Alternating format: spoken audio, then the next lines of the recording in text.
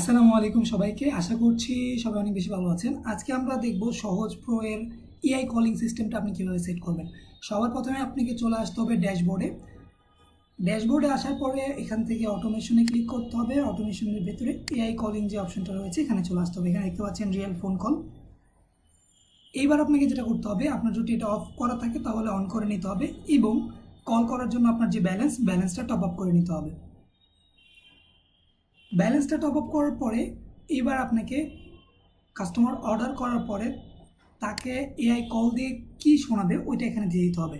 আপনি চাইলে আপনার রেকর্ড করা ভয়েস এখানে কাস্টম আপলোডে ক্লিক করে রেকর্ড করা ভয়েস এখানে দিয়ে দিতে পারেন, অথবা এখান থেকে কিন্তু আপনি ভয়েসটা রেকর্ড করতে পারেন। মূল স্ক্রিপ্ট বলতে কলটা রিসিভ করার পরে কোনটা শুনবে, তারপরে কনফার্ম যদি করে দেয় সে অর্ডারটা ওয়ান প্রেস করে তাহলে কি শুনবে, তারপরে যে ক্যান্সেল অপশনটা রয়েছে অর্থাৎ যদি অর্ডার ক্যান্সেল করে তাহলে কি শুনবে, এবং যদি সে 0 প্রেস করে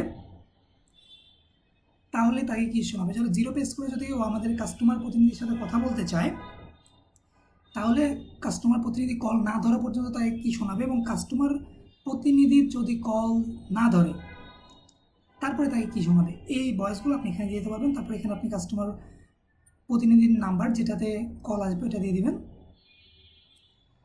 অথবা চাইলে এই ভয়েসগুলো আপনি এআই দিয়েও জেনারেট করতে পারেন। এখানে কোন এআই ভয়েসটা কেমন শোনায় এটা ক্লিক করে আপনি এখানে শুনতে পারবেন এটার ভয়েস। আসসালামু আলাইকুম।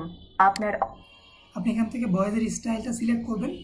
মূল স্ক্রিপ্ট অর্ডারের পর কি শোনাবে সেই লেখাটা এখানে দিয়ে দিবেন, কনফার্মের লেখা, তারপরে ক্যান্সেল, কাস্টমার প্রতিনিধির সাথে কথা বলতে চাইলে কি শোনাবে এবং কাস্টমার প্রতিনিধি কল না ধরলে কি শোনাবে দেওয়ার পরে এইখানে আপনি প্রত্যেকটা জেনারেট করে নেবেন। শুধু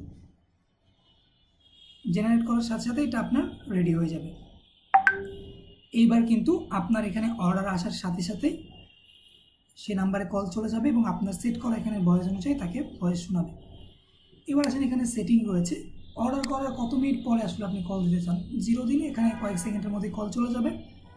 এইবার যদি কলটা না ধরে কতক্ষণ পরে আবার কল দিবে এটা সিলেক্ট করে দিতে পারবেন, এবং সর্বোচ্চ কতবার কল দিবে এটা আপনি সিলেক্ট করে দিতে পারছেন। এরপরে আপনার কাস্টমারকে কল দেওয়ার পরে কল যদি রিসিভ না করে সেক্ষেত্রে কিন্তু আপনার এটাকে একটা নোটিফিকেশন দিয়ে দিবে যে এআই কল করা হয়েছিল, সে রিসিভ করে নেই।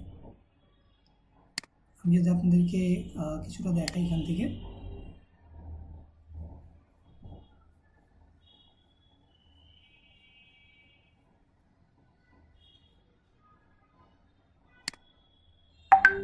অর্ডারের ভেতরে কিন্তু একটা এআই কলের ব্যাচ চলে আসবে যেটা এআই দিয়ে কল দেওয়া হয়েছে।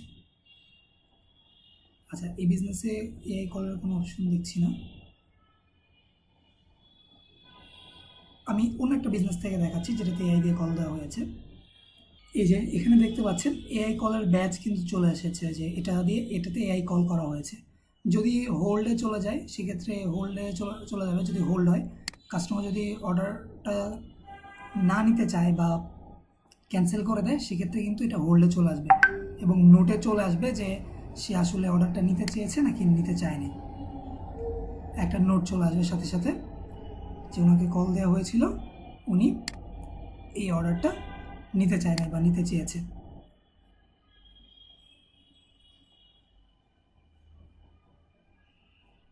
এই যে যাদেরকে কল দিতে হবে তাদের কিন্তু এরকম একটা বাটন চলে আসবে, এআই নিড কল, মানে ওনাকে কল দিতে হবে, উনি কথা বলতে চেয়েছেন। এছাড়াও আমাদের এটার হিস্ট্রিতে গেলে কিন্তু আমরা পেয়ে যাব যে এআই আসলে কী কথোপকথন করেছে তার সাথে।